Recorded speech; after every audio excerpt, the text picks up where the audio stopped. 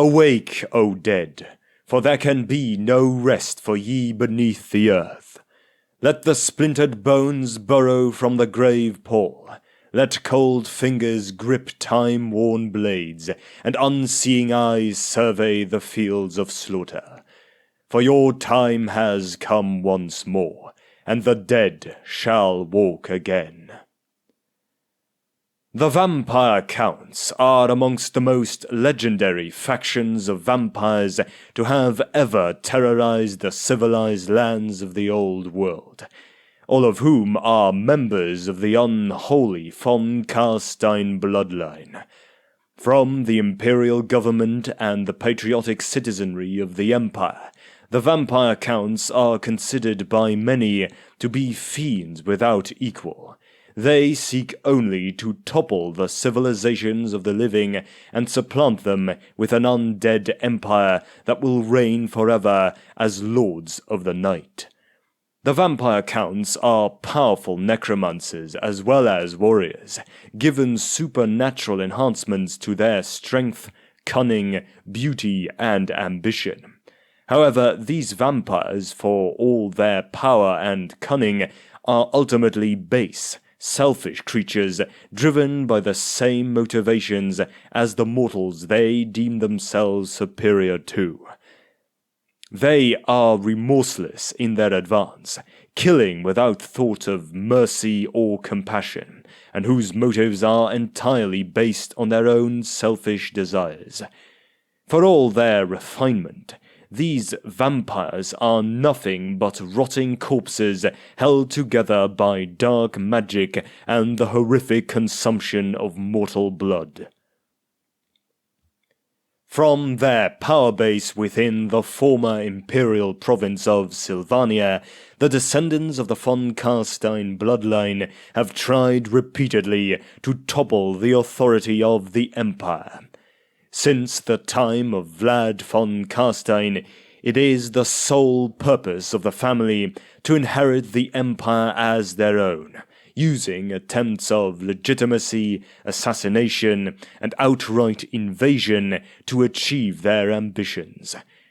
Time and again, they have been pushed back towards Sylvania and hunted ceaselessly for their horrific machinations. Yet no matter how many von Karsteins fall, there always seems to be another willing to take its place, disturbing the graves of the dead and plotting to finally plunge the empire into their cruel tyranny. The origins of the Vampire Counts can be traced back to the origins of the vampire race. From the deserts of the far south, there once laid an ancient civilization that ruled unchallenged for many thousands of years. This ancient kingdom held the name of Nehekhara, a mighty human civilization that was once the pinnacle of mankind's achievements. Within those once verdant plains, the people of Nehekhara had lived a prosperous life amidst the many rival cities that dotted its landscape. Massive temples and pyramids were built to honor the many long-dead priest-kings that ruled this ancient kingdom and whose obsession to live forever led its many inhabitants on a dark pursuit for eternal life. Eventually, this obsession with achieving immortality would bring about Nehekhara's demise, and from its death throes, the birth of the first vampire. The rise of Nagash. The birth of the first vampire. Some 2,500 years before the birth of Sigmar, the ancient civilization of Nehekhara dwelt along the banks of the great river Vitae. Of all the kings of Nehekhara, none could match the splendor, cruelty, and arrogance of Setra, the first priest-king of the city-state of Khemri. Under his inspired leadership and unparalleled ruthlessness, the other priest-kings of Nehekhara were eventually conquered and forced to pay tribute while acknowledging Khemri as the greatest city in the land. But Setra was unsatisfied, knowing that one day death would rob him of all he had accomplished. In his arrogance, he vowed that the grave would not claim him and proclaimed that he would cheat death, setting his wisest and most powerful priests to task, working on a means of preventing his passing. Soon all of Nehekhara became preoccupied with death and the afterlife, resulting in the construction of many huge temples and monuments that were meant to honor the long deceased. These huge tombs became so frequent and massive in scale that the rulers were forced to gather them all into massive cities called necropoli. In the end, however, Setra could not evade death, and after living out the last fleeting years of his extended existence, he was eventually entombed within a vast pyramid. It was onto this culture that Nagash was born, the brother of the current reigning priest-king of Khemri. Nagash was the first son of his father, the former priest-king, and was given to the mortuary cult as tradition demanded. He soon rose to the position of high priest, where he observed the morticians as they prepared the dead for interment and learned all of their ancient magical lore. Yet Nehekhara was far south from the northern winds of magic, and he was unable to cast them himself. Frustrated with this, Nagash went to great lengths to increase his knowledge of death magic, to such an extent that he took to unspeakable experiments in his quest for immortality. When word about this spread, nearly all the citizens of Khemri shunned him, but just then, a group of dark elves were blown off course and captured by the ships of the Zundri navy. These prisoners were given to Khemri as a gift to be sealed within the tomb of Nagash's dead father. When Nagash was told by Dark Elven Priestess that she would reveal all her knowledge of magic to him in exchange for her life, Nagash faked the Dark Elves' death and sealed them within his father's pyramid. Nagash reasoned with his captives.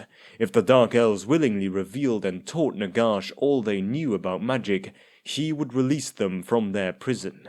During his tutoring, the Dark Elves taught Nagash how to reap souls and use their energy to cast spells of his own without the need to channel the winds of magic. With this knowledge, coupled with many long years of research and experimentation, Nagash would become the founder and creator of a new form of sorcery which he named necromancy. Even after the bargain was done, the Dark Elves were never seen again. Nagash's experiments met with limited success, as he was able to prolong his life and forestall the effects of aging, but he still could not stop the slow decay of his flesh. He shared his elixir with depraved noblemen, building support for himself before he finally killed his own brother and seized power in Khemri. He and his immortal supporters were tyrannical rulers, slaughtering many of the citizens of Khemri without provocation or reason. With their newfound power, they constructed the Black Pyramid, the largest structure ever built by mankind. Nagash supervised the construction, and although it cost a great many lives to build, the blood, sweat, and souls of those that died were a small price in his eyes. The original purpose of the pyramid was meant to attract as much dark magic into Khemri as possible, using either the winds of magic or the souls of the dead to fuel its growing power. For the priest-kings of the other cities, long disturbed by events in Khemri, this was the final blasphemy. Under the leadership of King Lahmia of the city-state of Lahmia, the other priest-kings gathered their powerful armies and formed a coalition to stop Nagash's tyranny. A bloody war broke out, where waves of dark magic surged out from the Black Pyramid and blasted the lands of Nehekhara. Once verdant plains of wheat slowly became tainted, and the life-giving waters of the land's many oases grew sickly and killed all that drank from it. After nearly a century of conflict, the armies of the priest-kings shattered Nagash's power and sacked the capital city of Khemri. As Nagash fled the burning city into the cold depths of his pyramid, the great necromancer swore to the priest-kings that he would return and enact his dire vengeance upon their descendants. The priest-kings considered this an empty threat, and laughed as their acolytes found Nagash's disciples within the pyramid and dragged them screaming to be burned and beheaded in the daylight sun.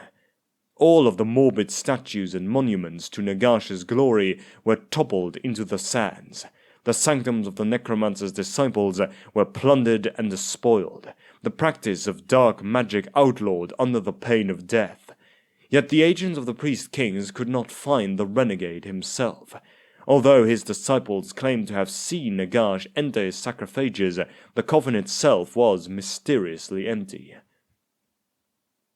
Unbeknownst to the priest kings, Nagash escaped and rebuilt his power once more. To the far north, he had spent the better part of a century constructing a vast citadel which he named Nagashizar. Located within a mountain known as Cripple Peak, Nagash sought to take advantage of the huge reserves of magic-saturated warpstone buried beneath its roots to fuel his already formidable powers. The Skaven, also desiring the warpstone, tried many times to sack Nagashizar and take Cripple Peak for their own.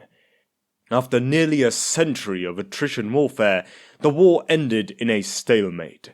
For the Skavens could not overcome the formidable fortress, and Nagash could not drive them away.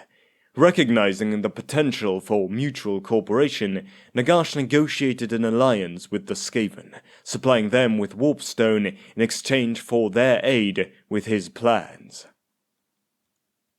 The Damnation of Lahmia, from -1200 to -1170 IC.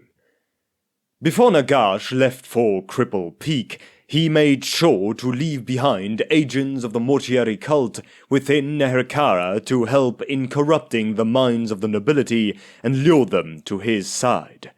One such agent was Vasoran, the high priest of the city of Lahmia. Using his elevated position within Lahmian society, he was able to corrupt the mind of the young princess Neferratem, who was destined to become the next queen of Lahmia. Neferratem was a willful girl who grew fascinated with magic and death, but was frustrated by the mortuary cult's unwillingness to pass on their teachings to a woman.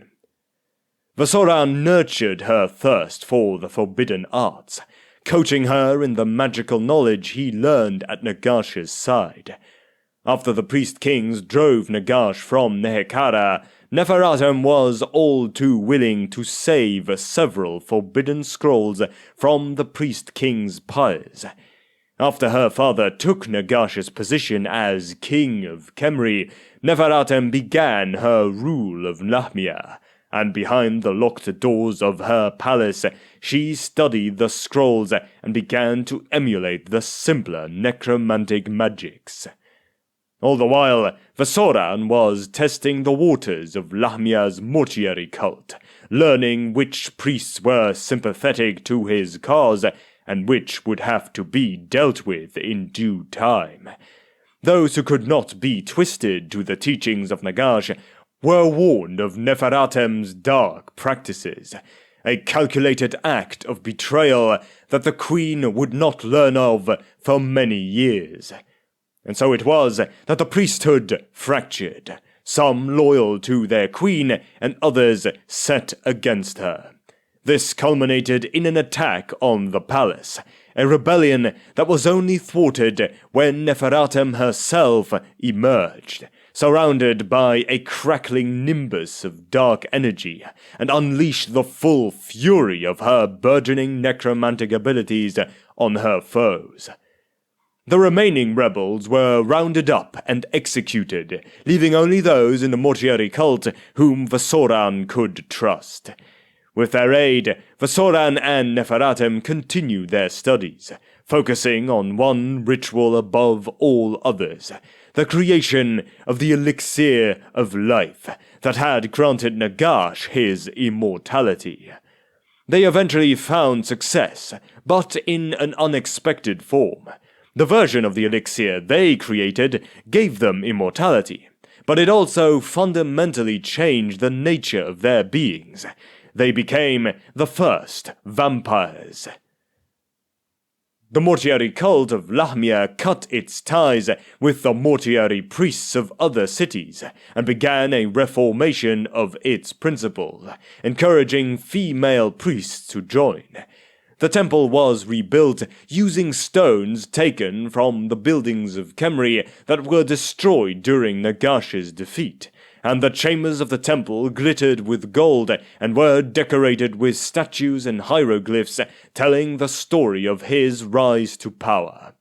In time, this temple would be known as the Temple of Blood. The cults of the other gods found themselves falling out of favor, struggling to be heard at court, and forcing many to simply leave. Neferatem invited her cousin Khalida Neferer, the warrior queen of Libaras, to join her cult. Khalida rejected her offer, suspicious of the changes going on in Lahmia, and devout in her own worship of Asaf, the goddess of serpents. Worried that Khalida knew her secret, Neferatem accused her cousin of treason and attempted to assassinate her during a feast, drawing her into a duel before all the nobles of the Lahmian court. Neferatem's vampiric strength gave her victory, and whilst Khalida lay dying, the vampire bit her own tongue and kissed her cousin, transferring the vampire curse upon her. Devout Khalida prayed as she died, and her prayer was answered. Asaf drew the taint out of her blood and replaced it with poison, granting Khalida a holy death. It is said that although her death was holy, it was not complete, and Khalida lived on as the eternal guardian of Asaf's temple. Neferatem, thwarted in her attempt to gain a powerful ally, cast the remaining priests of the other gods out of Lahmia. During this period of change, Neferatem had been secretly feeding on the populace of her city, arousing the suspicion of Aborash, the love-struck captain of her palace guards. Aborash was horrified to discover his love's true nature, but he was still duty-bound to obey her commands, as she was still the queen of Lahmia. Neferatem tricked Aborash into drinking from the elixir of life, turning him into a vampire, much to his disgust. Neferatem and Vasoran then continued to spread their curse to many within the Lahmian court this way, including Chief Judge Matmeses and the court vizier Harakt. So began her deathless court, the trueborn who would become the masters of the lesser vampires they created. Aborash still felt twinges of his humanity from his former life and created a set of rules for the trueborn to follow, ostensibly as a way of protecting themselves from discovery. They would only prey on criminals and slaves, not ordinary citizens from then on.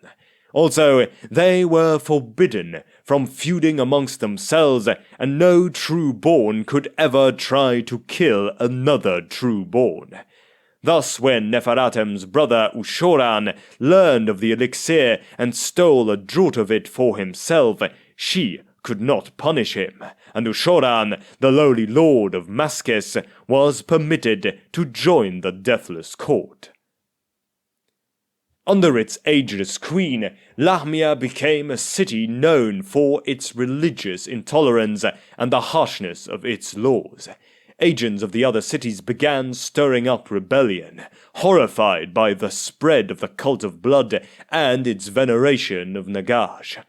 When the insurrection came, it was more brutally suppressed by Neferatem than the previous rebellion, earning her the name Neferata, meaning beautiful death. Although the rebellion failed, the other cities of Nehekhara still wished for Lahmia's destruction. King Setep of Khemri, whose military legions had conquered lands as far north as the lands of the border princes, was foremost within this coalition. Amongst his soldiers was a masterful tactician called Vashanesh, who was of Nagash's own blood. Betraying Setep, Vashanesh traveled to Lahmia to warn them of this planned attack. Vashanesh so impressed Neferata that she gave him the last of the elixir of life, which none have been able to recreate since, and made him her husband, king of Lahmia and co-ruler of its growing population of vampires. Together they plotted to keep the other cities of Nehekhara distant from each other, creating a network of spies that split the nation for centuries, disrupting all attempts to unify the people against them. After centuries of uncontested rule, it was Al-Khadizar the Conqueror who finally managed to unite and mobilize the disparate armies of the land and bring war to Lahmia by invoking the names of the old gods of Nehekhara. He laid siege to the city at the head of a mighty army comprised of warriors from all of the other city-states, as well as mercenaries and allies from the territories he had annexed from the lands of Araby and the Southlands. Arriving at the city, they were horrified to be met not only by the military of Lahmia, but also by an army of the dead raised from their rest by the vampire Vasoran. Fighting back their fear, Al-Khadizar's troops brought battle to the undead. Though outnumbered, the army of Lahmia could be continually replenished, the dead rising as soon as they fell. The vampire's mortal followers proved less reliable, however, and in time, traitors amongst the Lahmian ranks soon turned against their masters and allowed the Nehekharans to storm the city. The chariots of the Jackal squadron of Mahrak coated the streets with blood, and those vampires who did not flee were forced to do battle on the steps of the temple itself. Aborash led the defenses for a full week, withstanding the spells of Zandri's high priests and the alchemical fire of their war machines. Finally, the temple was burned to the ground, and Aborash was forced to flee with several of his sons in darkness. The last of his compassion for the living finally burned out of him. The other surviving vampires, including Neferata, Vasoran, Ushoran, Matmeses, and Harakt, fled north, where they came across a reborn Nagash in the midst of raising an undead army of his own. The Curse of the Vampire. From -1163 to 1152 IC. Nagash had not been idle, and learned much about the art of necromancy and animating the dead during his time within Nagashizar, conceiving of a mad and deadly scheme that would turn the entire world into a necropolis filled only by the unquiet dead, where no action would be performed, no deed done save when he willed it. Nagash would be the lord over it all. It was no coincidence that the vampires came across Nagash. Through his agent Vasoran, Nagash had manipulated them from the beginning, and lent them his magical aid from afar during the siege of Lahmia. When Neferata learned the full extent of Vasoran's manipulation, she was furious. Even more so than after Nagash's decision to pass her over and offer his distant relative Vashanesh the position as commander of his legions. Nagash had crafted a ring that would allow the vampire who wore it to return from the dead time and time again. But through that ring, Nagash would be able to control all of vampire kind. Vashanesh foolishly accepted the ring, and at Nagash's command, the vampires led his undead army. The first step on Nagash's road to utter dominion was the elimination of his former homeland Nehekhara, for he wished to fulfill the bitter vengeance he vowed upon the priest-kings for what they had done to him in the distant past. At his command, the vampires led his legions to war. On ships made of fused bone, the undead horde made its way from the Sour Sea down what future generations would call the Straits of Nagash, and finally back into the bitter sea of Nehekhara's shores. The undead legions made landfall within the ruined ports of Lahmia and surged towards the priest-king's domains, the exiled vampires spearheading the assault. However, Nagash had seriously underestimated his former countrymen. In the time of his absence, the lands of the Great Vitae River had become a mighty empire ruled by a single priest-king. known by his people as Al-Khadizar the Conqueror.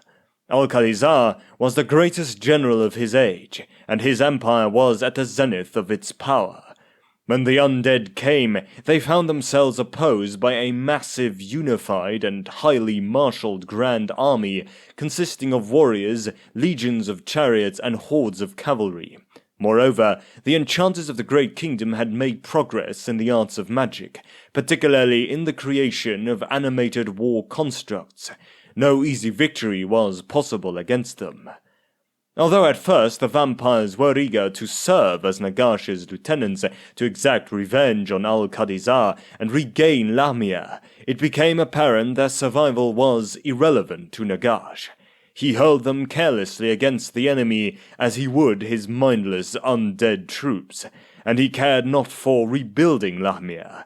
Instead, he sought to destroy all of Nehekhara. Bound by the power of the ring Vashanesh wore, they were unable to disobey Nagash or even his second-in-command, Arkan the Black. The ensuing wars stained the sands of Nehekhara red for many years. The vampires were mighty sorcerers and fell warriors, and they were determined to reclaim their kingdom. Wherever they appeared, terror and dread came upon the enemy, and yet the vampires, for all their claims of power and immortality, could still be cast down to the cold furrow of death. The war raged for a decade. At first the legions of the undead had the upper hand. Then the armies of Al-Khadizar struck back with displays of tactical genius. Vashanesh concocted an ingenious solution to the problem of Nagash's enslavement. Suspecting the control Nagash exerted relied on a vampire wearing the ring, and believing the great necromancer's assurances that it would return him from the grave, Vashanesh allowed Al-Khadizar to cut him down at the height of a battle. The vampires were freed from their control, and only Vasoran remained. The others scattered and returned to the fortress of Nagashizar. So great was Nagash's rage that he cursed his vampiric captains, making all those bearing their blood unable to bear the rays of the sun. Ever afterwards, they would know constant pain from their unforgiving master, as their howling cries would carry the knowledge of their misery to all men. Vasoran stayed by Nagash's side whilst he cursed and ranted at the fickleness of vampires. The remaining vampires fled Nagashizar by night, dispersing in all directions to confuse pursuers. Even after Nagash's death at the hands of Al-Khadizar, the vampires bore his curse. Thus, the first vampires disappeared across the world, founding their own bloodthirsty dynasties that would endure and grow through the centuries, terrorizing the living to the present day. The Vampire Wars, the reign of the von Carsteins. When the vampires fled the wrath of Nagash, the majority went northwards into the lands of what would be known as the Old World. Once there, the 7 surviving vampire lords all went on their own separate journeys. One went to the Far East, perhaps to the distant lands of Cathay, whilst another disappeared into the howling northern waste. The last 4 all stayed within different parts of the Old World. Queen Neferata took residence in a large peak within the World's Edge Mountains that was known by the dwarfs as the Silver Pinnacle, where she still resides today as the leader of the Lahmian bloodline. The Honorable Aborash fled to the northern regions of the Old World, where it is said that the vampire lord defeated and drank the blood of a mighty dragon, removing the loathsome curse of blood consumption. With the curse lifted, Aborash formed the first of the blood dragon bloodline. The scholarly Vasoran flung himself to all corners of the Old World, where he still travels to this very day, gathering as much knowledge of necromancy as he possibly can, in hopes of resurrecting his fallen master. It was during this time that he also founded the Nekrak bloodline. The cunning Ushoran founded the Strigoi bloodline, after he helped a necromancer named Kadon establish the ancient human kingdom of Strigos, and its capital city of Merkane, long before the founding of the empire. But perhaps the greatest and most dangerous of the bloodlines to have ever plagued the human realms in the old world is one that started with one man and his ambition grown so great that it had the potential to topple an entire empire. Vashanesh eventually returned to life as Nagash promised, and he spent the next few centuries testing the limits of the ring. He set about mastering certain magical arts to make the ring his slave, rather than his master. Eventually, Vashanesh's ambitious nature led him on a dark path that would haunt the lands of Sylvania for the rest of eternity. The Madness of Otto von Drack, from 1797 to 2000 IC. It all began on a storm-lashed night when Otto von Drack, the last of the mad von Drack counts, lay on his deathbed within the capital of Drachenholm, cursing the gods that he was without a male heir to continue his legacy. Otto was a cruel, gluttonous, and selfish man who delighted on the plight of others, and whose authority over the land was met with little respect and less love by both commoners and nobility alike. While on his deathbed, the lands of Sylvania were seething with civil strife. As his family awaited his final breath, Otto swore to all the gods that he would rather marry his only daughter Isabella to a demon rather than to let his hated brother Leopold inherit the throne. The dying count refused all those that requested her hand in marriage, for in his heart he despised them all. And so it was that Isabella von Drack knelt at her father's deathbed, still without a husband and child to carry on the family estate. As if a dark power had answered the mad count's plea, outside the castle thunder rumbled and lightning split the darkness. Victor Gutmann, the aged priest of Sigmar who had been called to shrive the old count, fainted instantly. Then, from out of the storm came the sound of wheels and pounding hooves. A dark coach pulled by 4 mighty black steeds stopped outside the keep. In the ensuing silence, someone knocked on the door. A trembling servant introduced an unknown noble to the count. The stranger introduced himself to the dying count and his daughter with respect, completely ignoring Leopold and only answering Leopold's questions regarding his origins by stating his name as Vlad von Carstein, the eldest of the von Carstein family, one he didn't expect Leopold to know. Leopold protested, but the stranger silenced him, stating he had come only to offer his services to the current Count von Drack, being in the vicinity whilst travelling to a wedding. Completely oblivious to his true intentions, Otto's face lit up and he proposed the stranger to become the husband of his daughter, thus effectively removing Leopold's claim to the title of Count. Vlad then turned to Isabella, claiming that at some point of the ceremony it was usual for the bride to accept. Isabella, wanting the power she sensed in Vlad, accepted, but asked him in a whisper for a token of his love. Vlad then faced Leopold and tore his heart out of his chest with his bare hands before tossing him out of a window. He then presented Isabella the heart of her now dead uncle, upon which she coldly stated that she had no use for it, seeing as it no longer beated. The priest Gutmann was revived from his swoon and brought to the chambers of Otto, where the marriage ceremony was performed before the dying count's bed. Almost as soon as the last of the ritual words were spoken, Otto von Drack passed away, leaving his daughter and his entire estate in the charge of Vlad von Carstein. Thus the wedding ceremony had ended, and the two lovers were together ever since. Vlad von Carstein had married Isabella for power, and used his charm to control her at times.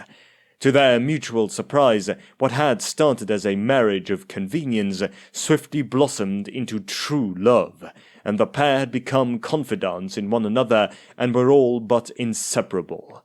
Isabella begged Vlad to give her the blood kiss, so they could be together for eternity, but Vlad was aware to the downsides of vampirism, and loved her too much to subject her to that. Scant days later, word reached Drakenhov that Isabella had fallen sick with an incurable illness. One of the physicians who tended her claimed her heart had stopped. The new count insisted this was not so. He dismissed the learned doctors, claiming he would care for her with his own hands. 3 days later, she appeared in front of her folk, saying she was fully recovered. She was ever afterwards pale and wan, however, and never left her chambers save by moonlight. Several months following Vlad's coronation, dark events had begun taking place across the lands. Young men and women from neighboring villages began disappearing overnight. Sightings of the dead stirring beneath their graves began to pop up within every cemetery across Sylvania. For whatever reason, these walking dead only attacked those that were defying the Count's authority. Those dissidents that had escaped them were found dead by strange accidents. All over Sylvania, these dark events occurred regularly, with only those who swore their allegiance to Vlad von Carstein seemingly immune to the horrific purge. Within 10 years, Vlad was more firmly in control of unruly Sylvania than any other ruler beforehand. Some remarked that so great was Vlad's achievement that he should in fact sit upon the imperial throne. To his naive subjects, the von Carsteins were, after all, an ancient family that could trace their lineage back to the founding of the empire. Generations later, Vlad and Isabella still presided over the lands of Sylvania, unchanged. At first, few paid attention to their longevity. The lives of the peasants had always been squalid and short, and so they paid little heed, although it was the longer-living nobility that began to notice this strange vitality. The revelation came about when the oldest woman in Drakenhov remarked how her great-grandmother was still a girl when Vlad von Carstein came into power. In time, word began to spread, leading to even the most dull-witted peasant realizing something was odd. Witch hunters by the dozen began to flock to the lands of Sylvania, hunting down evil like hounds upon a hare. Yet of those that tried to investigate the von Carstein family, none had ever returned. Vlad and the First Vampire War, from 2010 to 2051 IC. In his former life, Vlad was not a cruel man at heart, but the curse and selfish pride that is usually brought about by vampirism had corrupted his body, mind, and soul. As with all vampires, the new Count of Sylvania was ambitious beyond mortal comprehension, and so he sought to instill his rule over not just Sylvania, but the whole of the empire. At first, none of the feuding nobles of Sylvania paid any heed to the commands of this new Count. If this bothered Vlad, he gave no sign of it. The vampire count cherished his subjects the same way a peasant family would cherish a beast that they were fattening up for the midsummer feast. After decades of harsh rule by the incompetent Count Otto, this new authority was welcomed by all, save perhaps the most paranoid or perhaps the most wise. The first signs that something big was coming came about when the disease that first took Isabella now took the rest of the Sylvanian nobility. Soon, every major castle within Sylvania was home to a family of long-living nocturnal vampires, pallid of aspect and arrogant in their rule. In time, the number of people who went missing grew exponentially. A mysterious sickness, not unlike the one that had killed Otto von Draak, had filled the graveyards of Sylvania, pushing the people to their limits and forcing the majority of the peasantry to turn their backs on the gods who would not help them, and into the arms of the cult of the Wiederauferstandenen, known by many as the cult of the Arisen Dead. The holy temples of the old world pantheons were desecrated and closed, with the priest of Mor being driven out, Without the more priests to perform the proper burial rites, to bring the long deceased into their tombs and towards the afterlife, the bodies of the dead were simply piling up at the sides of the road, and their tormented spirits forced to live without rest. But probably the greatest and final sign of this impending darkness came when the Ostermark capital of Mordheim was destroyed by a massive warpstone meteorite in the year 2000 IC. The city of Mordheim was once the capital of the imperial province of Ostermark, where the faithful and pious gathered to witness the second coming of Sigmar Heldenhammer. But after some time, the city grew into a cesspit of decadence, greed, and widespread corruption. When the city was obliterated in 2000 IC by a massive meteorite, shards of warpstone were found all over the ruins of the city. Unaware of its chaotic origins, claimants of the imperial throne sent mercenary companies into the city to gather as much warpstone as they possibly could, hoping to manipulate its false properties of healing or turning lead into gold for their own personal uses. Vlad followed up on this as well, sending in his dark minions to gather as many of these shards as possible. Finally, on Geheimnisnacht Eve of the imperial year of 2010 IC, Vlad von Carstein thought the time ripe for the next step in his master plan. It was then, at the beginning of the winter, that the Count called forth all the nobles of the province to pledge loyalty to him during a festivity called the Totentanz, or the Dance of the Dead. The dance was to be held at the Drachenhof castle on the eve of Geheimnisnacht. The Totentanz was actually a ploy, invented by Vlad to assemble the remaining living aristocracy in one place. At the height of the ball, he gave an order to his minions to close off the entrance and kill every living thing inside. Only 2 people left the throne room alive: Alten Gans, loyal human servant of Vlad, who had suspected the true nature of his master plan, and Stefan Fischer, a witch hunter who had been chasing one of von Carstein's vampires for the murder of his wife, alongside another witch hunter named John Skellan, his brother-in-law. During this event, Skellan was killed and turned into a vampire, but Fischer managed to hide under a pile of dead corpses to avoid being caught. With his deed enacted, the Count of Sylvania stood upon the battlements of Castle Drachenhof and performed a terrible incantation from one of the 9 books of Nagash. Fueled by the magic-saturated warpstones recovered from Mordheim, the necromancy spell flowed all over the unguarded cemeteries of the Gardens of Mor, and in an instant, all throughout the province, the dead began to stir. Slowly, every single cadaver in Sylvania began to move towards Drachenhof to answer the call of the vampire count. As the dead nobles started to emerge from the throne room, Stefan Fischer acted like a zombie and escaped Drachenhof with only one single thought in mind: they are coming. Fischer finally escaped the deadly trap Sylvania had become, only to fall into the claws of a small band of vampires traveling through the Empire.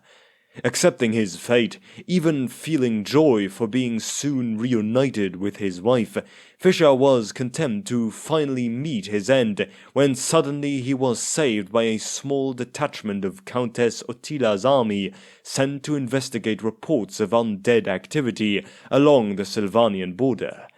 Fischer thus relayed the truth regarding the vampire count's true nature. Feeling all sense had fled his life, he stayed with Ottila's army as they tried to fend off the undead army at the Battle of Essen-Ford, which would be the first conflict of the Vampire Wars. The battle at Essen-Ford was considered a total imperial massacre. Knee-deep in the mud and overwhelmed by impossible odds, the human army was easily swept away. At the end of the battle, Fischer came across his brother-in-law, John Skellan. When the prisoners were lined up before the vampire count, Vlad showed them the extent of his power. While speaking with the leader of the army detachment, he invited first Guns, then 3 vampires including Skellan, to kill a prisoner of their choosing. Skellan chose Fisher and bled him dry, thus reuniting him with his dead wife. Vlad reanimated each of the dead Imperials, then asked the still-living Imperial commander of this defeated army to choose one of his men to live. The latter refused, not wanting judgment over the life or death of any but his own. The vampire count thus chose the youngest of the prisoners and announced that he alone would live to spread the fear of the vampires throughout the Empire. He then freed the prisoner, who ran for his life away from the undead army. In this moment of distraction, the Imperial commander took Vlad's sword and beheaded the Count with a swift stroke. Hermann Prosner severed the commanders an instant afterwards, but it was too late, for the vampire Count was no more. Not long after, Prosner remarked that the body of the Count had disappeared. Dismissing it as trivial, he started a brutal rise to power, slaying everyone opposing him. It had been the loyal servant Guns who had taken the body away, incapable of accepting the death of his beloved Count. At the end of the night, Prosner had obtained control of the undead army and was going to get the last thing which would truly cement his power: the widow Isabella. The latter, totally hysterical, was smiling when Hermann Prosner entered her tent. She claimed that her beloved wasn't dead and that he would come back for her. Gently, Hermann Prosner led Isabella out the tent and claimed her before the whole army as his bride by right of strength. From the back of the crowd, someone answered the challenge. The undead all stepped away from the one who had spoken, and there stood Vlad von Carstein. He had been saved by a family heritage, an old signet ring obtained in his earlier life, which granted the wielder true immortality. In the following duel, Vlad defeated Prosner and laid him low. Seeing his death inevitable, Prosner hurled his sword away, killing loyal Guns in the process. The Count then prepared to strike him down, but was stopped by Isabella, who claimed that right for herself. The Count gave his sword to her, and she killed Hermann Prosner in cold blood. The war continued after the events of Essen-Ford. For more than 40 years, the dark shade of the Count put an aura of terror above the Empire. Countless times he was struck down in battle, and each time he rose again to kill those who had defeated him. At the Battle of Bluthof, he fell impaled by 5 lances, with the Count of Ostland's runefang buried to the hilt in his heart, yet reappeared 3 days later, overseeing the execution of prisoners. Whilst at the town of Bogenhafen, he led his undead army to victory after being decapitated by a cannon only an hour before. When in the spring of 2050 IC, the city of Middenheim was attacked and the Grand Master of the Knights of the White Wolf, Jerek Kruger, was turned into a vampire because he had dared to kill the Count at the Battle of Schwarzhafen a year before. All hope seemed lost to the Imperials, and eventually the undead army now marched towards the last thing between them and victory, the Imperial capital of Altdorf. When the undead army arrived before the walls of Altdorf, they found the city was well prepared. The Reich had been diverted to surround the city, harvests had been stockpiled, and the walls had been manned. However, the powers of Vlad proved enormous. In a shocking display of Kabbalistic power, he covered the sky in clouds and awoke every dead beneath the plain surrounding Altdorf. Huge siege engines formed of zombies were thrown against the city walls, and in time the dead soon outnumbered the living. There was no hope of victory for mankind. In search of divine aid, the Grand Theogenist Wilhelm III retreated into the catacombs of the Cathedral of Altdorf to pray. It was in that holy place that he received a visit from Manfred von Carstein, the eldest thrall of Vlad. Manfred wanted the power of the vampire count for himself, but he knew that he wasn't strong enough to challenge Vlad in combat. So he informed Wilhelm III about the secret of the Count's immortality. The priest then set an elaborated trap to catch the best thief of the age, Felix Mann. When they caught him robbing the imperial counting house, they gave him a simple choice: to rob Vlad von Carstein's signet ring or to be hung for his crimes. In exchange for the theft, he would be paid enough to start anew elsewhere. Felix accepted the charge and, with a little aid from Manfred von Carstein, robbed the Count of his most precious belonging. When the Count awakened, his anger was uncontrollable.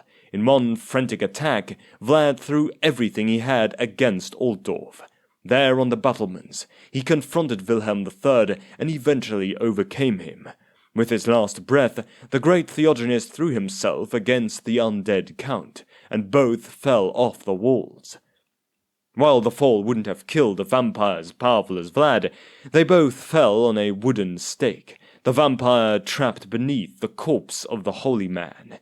Immediately after the death of Vlad, his army dissolved and the Altdorfers rejoiced, for finally the horrors of the First Vampire War were over. Conrad and the Second Vampire War, from 2058 to 2121 IC. The war had ended, and Vlad's dream of an undead empire was dead alongside him, while the horrors perpetrated by his unholy campaign would still stalk mankind's worst nightmares for centuries to come. The vampire threat hadn't been routed. The vampires had indeed fled into the woods and were returning to their power base within Sylvania. But still 2 of Vlad's lieutenants were alive, and enough direct descendants to assure the continuation of his line. Jarek Kruger, a warrior with experience commanding, managed to shepherd the surviving vampires back to Sylvania. He would, however, never try to obtain the position of Count. Another vampire by the name of Skelan had been captured by the Altdorfers and was imprisoned in a crypt beneath the Cathedral of Altdorf, where they kept him as a prisoner for many years afterwards. Felix Mann, wanting to claim his reward, discovered that with no physical proof of the deal he had with the Grand Theogenist, no one would believe he had committed the theft on behalf of the holy man. Wronged and angered, Felix stole one of Vlad's books of Nagash, but while fleeing from the Sigmarites, he became aware that someone was following him from the shadows. When Felix was finally cornered by the stranger in a back alley, he tried to buy him off with the dead Count's signet ring. The stranger, who was in fact Manfred von Carstein, severed the 2 hands of the thief, took the ring and the book, and left Felix for dead. Thus Vlad's artifacts passed on to a vampire and necromancer of almost equal power. Isabella von Carstein would be taken captive the very next night, when they caught her trying to find her husband's body, which had been buried beneath the Theogenist's grave. She was completely hysterical, and had lost all touch with reality. She would commit suicide eventually, when the Lector of Sigma, in an attempt at pity, told her Vlad was really dead and would not come back. Following Vlad's death, only 5 vampires claimed to be the heir to his legacy. These vampires were Fritz, Hans, Peter, Conrad, and Manfred von Carstein. For more than 40 years afterwards, the vampires of the von Carstein line fought a vicious power struggle against each other, giving the Empire vital time to recover from the desolation brought about by Vlad's invasion. In time, Fritz von Carstein was killed on the field of battle when he foolishly attempted to besiege the massive fortress city of Middenheim. Hans von Carstein perished when Conrad instigated a quarrel between them over who was the toughest among them. Peter was slain in his coffin by a vengeful witch hunter by the name of Helmut von Hall, a distant descendant of an ancient and powerful necromancer from the time of the Skaven Wars. It is said that Manfred von Carstein had also aided in his death. After Peter's death, Manfred von Carstein disappeared from Sylvania, leaving Conrad as the new and undisputed ruler of all Sylvania. In time, Conrad began the Second Vampire War, much to the Empire's dismay.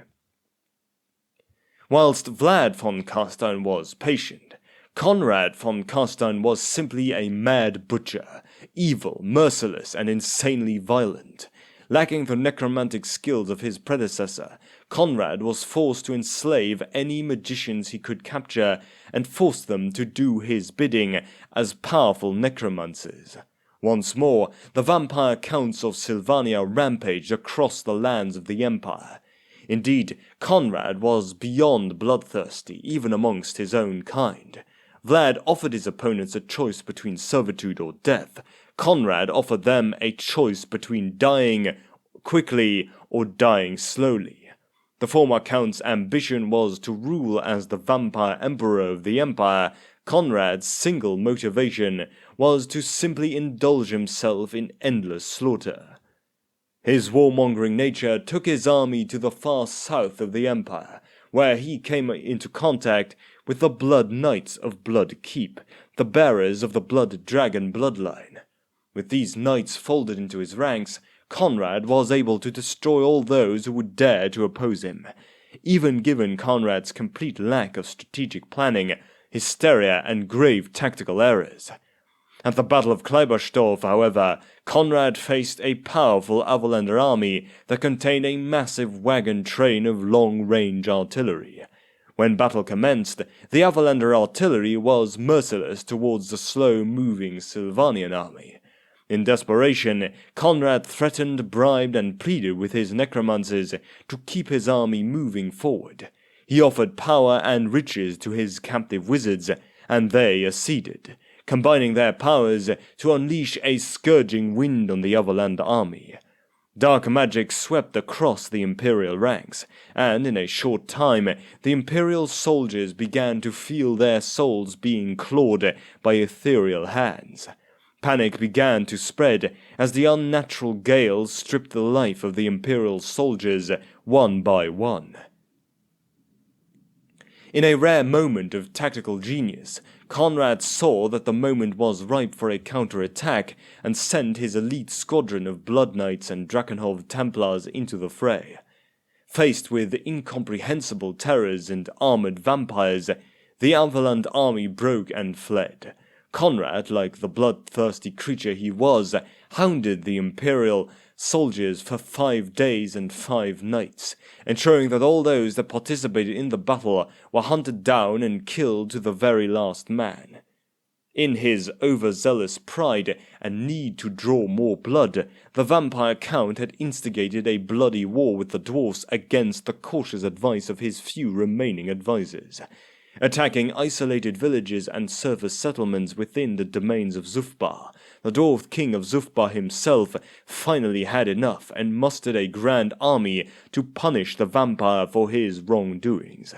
Seeing a new challenge, the vampire met the dwarf army at the town of Nachthafen. In the battle, the dwarven runesmiths countered the necromantic spells of Conrad's enslaved necromancers with ease. Robbed of their sustaining power, the skeletal warriors and zombies of Conrad's army lay where they fell, blasted apart by a massive barrage of cannons and mortar artillery. Conrad remained confident, despite the setbacks, and launched an all-out assault on the dwarf's right flank. Leading the assault himself, the vampire drove directly towards the cadre of runesmiths whilst his blood knights smashed into the disciplined ranks of dwarf warriors. Conrad slew the runesmiths personally, drinking their spilt blood and giving his captive necromancers the time they needed to resurrect the fallen. It was a hopeless battle, but the dwarves still fought stubbornly until the very end. Their own king had challenged the Blood Count to personal combat, but instead of accepting, Conrad dispatched Valar Harkon, the Grand Master of the Blood Knights, to fight as his champion. Though the duel was bitter close, the Grand Master finally killed the Dwarf King with a mighty blow and gorged himself on royal blood. Within the next hour, the last of the dwarfs were all dead. Conrad was so unwavering and vicious in his undead assault that, confronted with a common enemy, the three claimants to the imperial throne had put aside their differences and combined their mighty armies into one titanic force with which to oppose him. At the Battle of the Four Armies, the three imperial grand armies stood united against the undead army of Conrad just outside the fortress city of Middenheim. This battle became infamously known for the great betrayal by two of the imperial leaders. Emperor Ludwig and Empress Attila IV attempted to assassinate each other during the battle, a disgusting gesture that forced the other imperial counts to select another candidate to lead this new coalition. A conclave of the Elector counts assembled themselves within Averheim, where they decided that Helmut of Marienburg would be a prime candidate to be the new emperor. Even as support for him grew within the council hall, Helmut began to act erratically, struck dumb and vacant at a critical time. Eventually, Helmut's skin began to peel off and his eyes suddenly popped out of his own skull. Even Helmut's son Helmar refused his father's claim to the throne once it was discovered that his father was killed and turned into a zombie under Conrad's control. With his ploy failing, Conrad went into a rage and slaughtered his way from Averheim into the Howling Hills, putting to the torch every town and village that stood in his way. Finally, having enough of Conrad's sadistic invasion, all of the remaining Elector counts and dwarf lords joined forces once more upon the Battle of Grim Moor during the spring of 2121 IC. Arrogantly, Conrad once again made a headlong charge against the fully arrayed armies of all the Elector counts and dwarf warriors under their hero Grofbad. Although his elite corps of warriors had managed to endure the punishment, a strange event began to occur. In that instant, the regiments of the undead began to falter, with the magic that bound them together seeping away. The enslaved necromancers finally had enough of Conrad's sadistic rule and fled the battlefield without a second glance. Seeing the battle was lost, the terrified Blood Knights retreated as well, hoping to escape the vengeful dwarves and Imperials. In desperation, the magically inept Conrad tried to hold the undead army together by himself. But the effort proved too much to bear, and Conrad's mind finally snapped. In a mad fit, Conrad wandered away from the battle while his undead army began to disintegrate, shouting maniacally as his mind lay shattered. Conrad wandered the forest for some time until he was ambushed by Grufbad, who captured the vampire and held him down as the newly elevated Elector Count Helmar impaled his father's killer with his own runefang. With Conrad's death, the Second Vampire War was finally over, and in time the Elector Counts began to squabble amongst themselves once more. Manfred and the Third Vampire War. From 2124 to 2145 IC. With the death of Conrad, the last contender for Vlad's position was Manfred von Carstein. Whilst Vlad was the most powerful and Conrad was the most violent, Manfred was by far the most cunning and perhaps the most magically gifted of the entire bloodline. During the time of the Second Vampire War, Manfred left Sylvania and travelled to the dead lands of Nehekhara to seek out necromantic artifacts of great power. He spent the next century reading through forbidden books, and by the time Manfred returned to Castle Drakenhof, he soon possessed an entire library of dark lore. Being the last of the von Carstein bloodline, Manfred became the undisputed ruler of Sylvania. For a full decade, Manfred von Carstein had bid his time wisely and allowed the imperial contenders to believe that the threat of Sylvania was truly over. Where Vlad had ruled through his iron will and raw power, and Conrad reigned with violence and fear, Manfred used his necromantic powers and devious manipulations to forge his new undead armies. He sought out vampires from beyond the borders of Sylvania and bribed, coerced, and flattered them into his new retinue. He spent many long months in the wilderness of the Empire, rousing spirits and wights from their decrepit tombs and desecrating cemeteries for corpses. When vicious civil war again racked the Empire, Manfred deemed it was time to finally strike. Manfred's undead army crossed the Sylvanian border in the depths of winter. With the summer campaigning season over, the armies of the Elector Counts were already disbanded and were completely unprepared for this sudden assault. Manfred's armies marched through the snows towards Altdorf, putting to the sword any living men they met and raising the corpses to swell the ranks of his horde. In the infamous Winter War of 2132 IC, Manfred defeated several hastily assembled imperial armies that attempted to block his path to the capital. Victory followed victory, and soon the rumor of Manfred's coming was enough to send villagers fleeing from their homes only to freeze to death in the cold winter snow. When Manfred's massive legions reached Altdorf, they found the city seemingly undefended. Triumph filled Manfred. He looked set to become not a vampire count, but a vampire emperor, achieving what Vlad and Conrad had failed to do. Then the Grand Theogenist Kurt III appeared on the battlements of the city. The Sigmarite High Priest had brought forth the evil Liber Mortis from the deepest locked vaults of his temple, and began to recite the great spell of unbinding from its pages. As the incantation continued, Manfred's power over his minions began to weaken. Seeing his followers begin to crumble to dust, Manfred ordered a hasty retreat, for the hidden imperial armies within Altdorf were mobilizing for a massive counterattack. Unperturbed, Manfred marched his army along the River Reich downstream and into the port city Marienburg, capturing several large vessels along the way and manning them with the raised corpses of their crews. Manfred's initial plan was to lay siege to the port city, and then sail his zombie fleet through Marienburg's primary rivers and canals that cut directly through the city and attack from the river ports. In desperation, the entire city was roused to the defense, and in time, the first undead assault upon the ports was repulsed.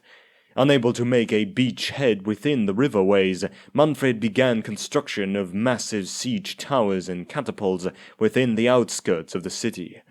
However, scouts reported to Manfred that a massive imperial army was hounding them all the way from the city of Altdorf. Realizing he could not win this siege, Manfred promptly retreated. So began a long cat-and-mouse chase that encircled the entire empire, with neither side entirely sure which one was the cat. At Horstenbad, the armies of Ostermark were able to surround and ambush Manfred as his army wound its way along the forest road, destroying nearly half of his forces. Yet Manfred escaped the slaughter and within the month had seized the town of Felf and created a new army. On and on the campaign raged, with neither side able to secure the ultimate victory. Twice Manfred was forced to retreat to Sylvania in order to escape pursuit from his relentless enemies. Determined not to make the same mistakes as they had before, the nobility of the Empire had sworn a truce to finally rid the Empire of the vampire threat once and for all. United under a righteous cause, the entire military might of the Empire was brought forth, and in time, army after the Imperial army was mustered from all the grand provinces for the Sylvanian campaign. To repay themselves for lost grudges, the High King of the Dwarfs also sent in armies of his own to reinforce the Imperials. Wave after wave of Imperial regiments were streaming into the Sylvanian borders like a massive river, scouring the dark woods and routing their foes. Eventually, the Imperial armies had forced Manfred into a pitched battle within the treacherous marshes of Helfen. At the Battle of Helfen, Manfred's army was vast, his necromantic power having raised a legion of zombies from the muddy depths of Helfen itself. Manfred's unliving host continued to retreat deeper into the swamps, drawing the exhausted Imperial armies onwards into the filth and gloom. Yet Manfred was taken aback by the determination of his foes. Tirelessly, the Imperial and Dwarven armies continued to hound Manfred until finally he was brought to battle at the eastern reaches of the marshlands, where the warriors of the Empire and the dwarfs fought with grim resolve. Manfred saw that victory was beyond his reach and attempted to flee. Elector Count Martin of Sturland, mounted upon a majestic griffon, gave chase and caught Manfred at the very edge of the swamps. It is said that Jarek von Carstein, the former Grand Master of the Knights of the White Wolf, tore off Manfred's arm, which contained the signet ring Vlad once wore to resurrect himself from the dead. Without this ring, Manfred was now mortal. Though the Elector Count was wounded badly, his runefang cleaved great gouges into Manfred's flesh, and the vampire's mangled corpse sank into the depths of the swamp. Despite a long search, neither human nor dwarf ever located Manfred's body. But unbeknownst to them, Manfred von Carstein was truly dead. Thus ended the reign of Manfred, the last of the von Carsteins, and the final end of the vampire wars once and for all. Or so the Empire had thought. The Border Wars, the return of Manfred von Carstein. Although Manfred truly died at the Battle of Helfen, an odd turn of events came about that resurrected Manfred from the grave. A necromancer by the name of Stillman was within the vicinity of Manfred's buried corpse when he was suddenly killed by a group of hunters, of which included the famous duo Gottrek and Felix. The blood of the necromancer dripped loosely and flowed into the roots of a tree where Manfred's body laid. With enough blood going back into his body, Manfred was able to rise once more. Manfred, hell-bent on taking the imperial throne for himself and ruling over the old world, even if it took an eternity to do so, had bided his time since his defeat at Helfen. Over the years leading up to his re-emergence, Manfred travelled far and wide to secure allies. Once his studies with the disciples of Nagash in the ruins of Lahmia had come to completion, his magical abilities had never been stronger. Yet the von Carstein's plans were ambitious indeed. In return for their secrets, Manfred had sworn a dread pact with the corrupted wraith wizards that yet served Nagash in the south, a pact to aid them in their own goal of summoning the great necromancer once more and bringing a new order to the world. The von Carsteins had secretly been working towards this same goal for centuries following the death of the rebellious Vlad von Carstein. Though great progress had been made, their efforts had ultimately fallen short, for in truth, Nagash had become more like a god than a man, and his spirit was beyond even the abilities of the vampire counts to bring to the mortal realm. It would take the rituals of ancient Nehekhara combined with the sacrifice of a powerful and innocent soul to achieve a true resurrection. Manfred, in his genius, saw a way to hasten the return of Nagash and seriously weaken those who would stand against him in one stroke.